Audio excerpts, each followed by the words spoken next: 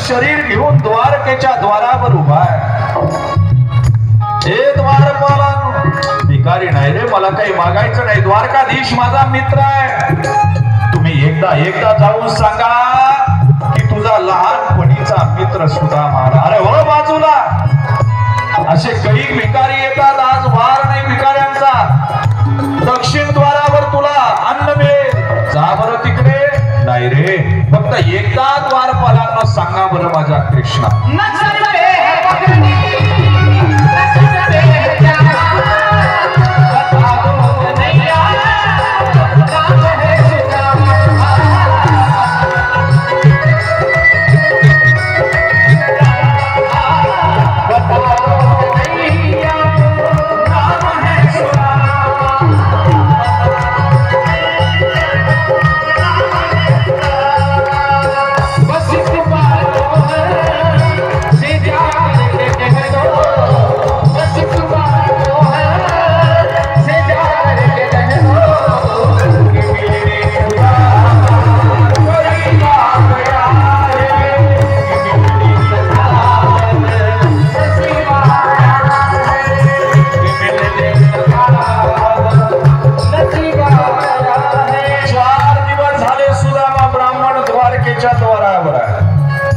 द्वारकाधीशाचं दर्शन होत नाही, मनामध्ये विचार आहे, विसरला तर नसेल, लहानपणीची मैत्री संपली तर नसेल, अरे राजा झाला तो, आता गरीबाला कसा लक्षात ठेवू।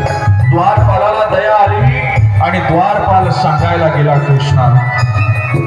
द्वारपाल सांगू लागला, राण्यांसहित दरबार भरलेला आहे, श्रीकृष्ण सिंहासनावर विराजमान। आणि त्यावेळी द्वारपालानं सांगितलं, महाराज द्वारकेच्या द्वारावर 4 दिवसापासून एक ब्राह्मण आलेला आहे, सुदामा नाव सांगितलं। ऐकल्याबरोबर कृष्ण चटकन उठले आणि उठल्याबरोबर माझा सुदामा आला, माझा सुदामा आला, माझा सुदामा आला, ओळख सुटले द्वारात।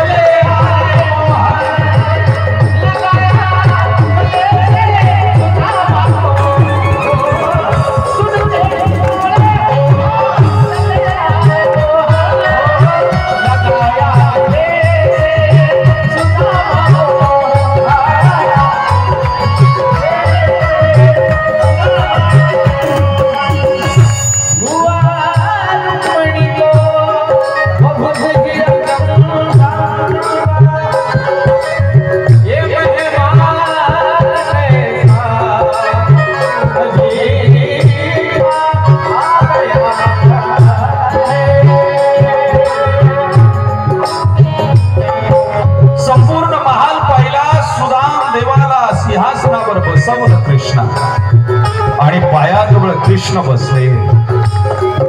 पहिला प्रश्न केला, सुदामा माझ्यासाठी वहिनीनं काय पाठवलं रे? ते सगळं पाहिलं आणि सुदाम देवानं पोह्याची पुरचुंडी माग माग लपवला। त्यावेळेस हातातले पोहे, पुरचुंडीचे पोहे कृष्णानं हातामध्ये घेतले आणि फके मारू लागले। पोहे सुदाम देवाचे, फके मारी कोरडीचे। अरे कुचके पोहे खाऊ लागला रे, थोर प्रेमाचा भुकेला आजी दुष्काळ तयार।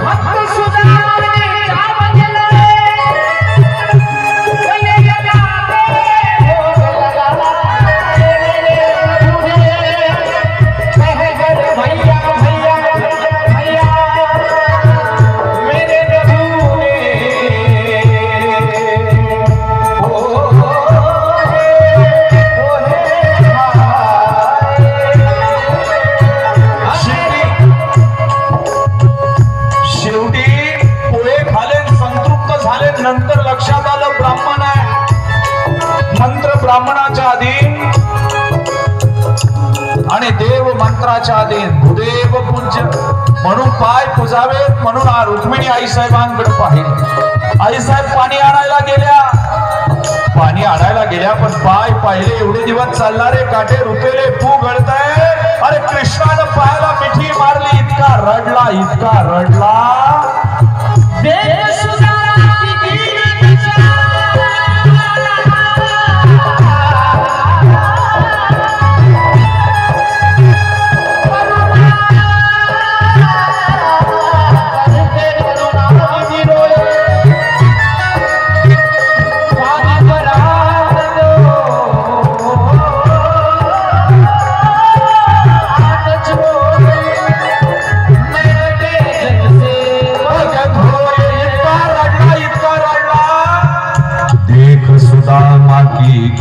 दशा करुणा करके करुणामय होए।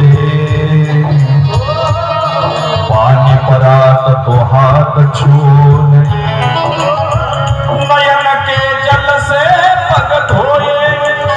अरे डोळ्यातल्या अश्रूंनी पाय धुतले आणि सुदामाला ओवाळायला घेतलं।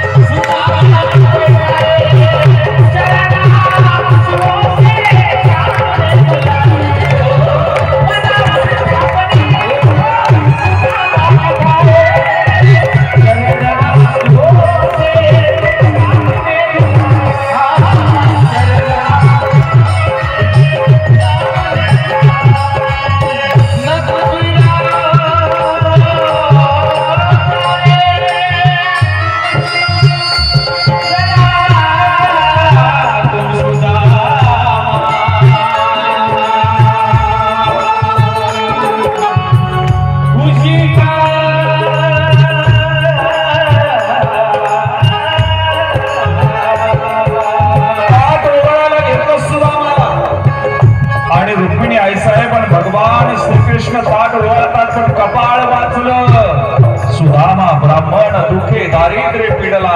अरे दारिद्र्यानं पिडलेला कपाळावर होतं सटवीने लिहिलेलं श्रीक्षय म्हणजे संपत्तीचा नाश। पण परमात्म्याची कृपा झाली, गंध लावायला घेतला अंगठा उलटा फिरवला, श्रीक्षयचं केलं यक्षश्री आणि तिकडं सुदामपुरी सोन्याची झाली बायबा।